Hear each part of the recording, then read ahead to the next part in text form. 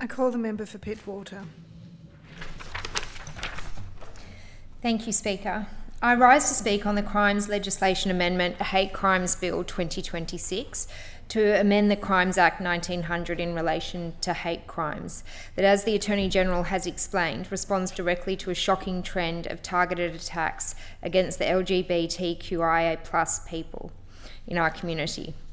I commend the Attorney-General and the Government for their commitment to ensuring all members of our community can live free from hatred and violence. This bill specifically addresses the recent trend of luring and attacking members of the LGBTQIA+ community, and I echo other members in saying that is completely unacceptable in the community I live in to have these abhorrent crimes, and welcome legislation to deter and to address those that perpetrate these crimes. I want to note also that our business paper has a state apology for the criminalisation of homosexuality noted as the resolution of this House on the 6th of June 2024 to issue an apology for the criminalisation of homosexuality. I acknowledge all victims that have suffered from these hate crimes. The people who continue to commit these heinous crimes should face the full force of our law and the legal system. I want to note before commending this bill and speaking further to the positive attributes of it, that despite welcoming this legislation, I wanted to note the Legislative Review Digest 43 of 58, which does alert that the indictable offence of Section 54BA must be tried summarily unless the prosecutor elects to have the offence dealt with on indictment. I do seek clarity from the Government in relation to the issue raised by the review and potential denial of procedural protections associated with what is quite a long sentence, a 5-year maximum penalty offence, and the possibility of no trial by jury. I also wanted to acknowledge the Legislative Council Standing Committee on Social Issues that was established in 2019, an inquiry into gay and transgender hate crimes between 1970 and 2010.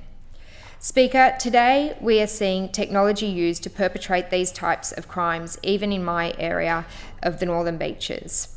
Perpetrators are weaponising dating apps to lure vulnerable people into isolated spaces before subjecting them to violent physical assaults, sometimes circulating these online. It's vile, it's abhorrent, and it's fundamentally rejected by the Pittwater community. And as I mentioned, it is deeply concerning that there is evidence of crimes of this type of violence in the Northern Beaches.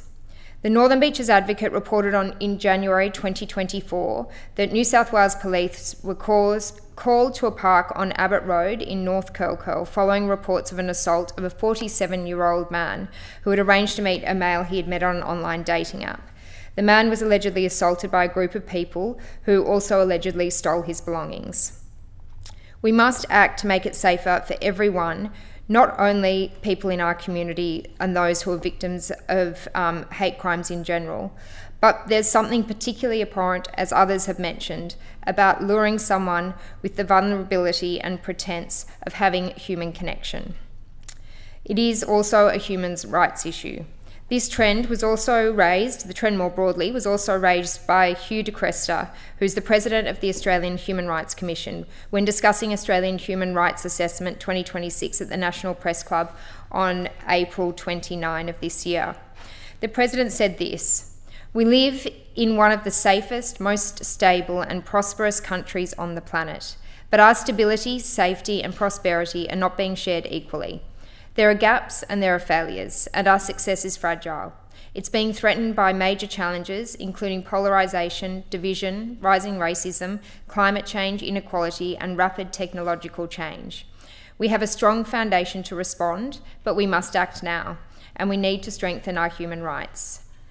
With some leaders in our community threatening to rip up hate crime laws, and I note with interest today's public interest debate by the member for Strathfield and also heightened emotions today in question time, there is a need for us to continue defending the LGBTQIA+ community and vulnerable religious groups, and we should heed the words of the President of the Australian Human Rights Commission. I welcome this legislation, but we also must be realistic that legislative severity and increasing penalties and extending the Crimes Act does not and will not stop violence.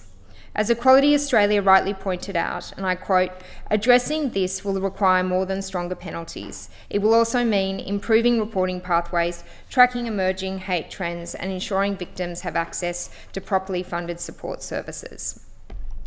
Before I commend the bill, I also wanted to echo the calls from previous speakers and other members of this place to call on the government to release the SACAR report also. There is no place for this behaviour in our community, and everybody in our community deserves to feel safe. I commend the bill to the House.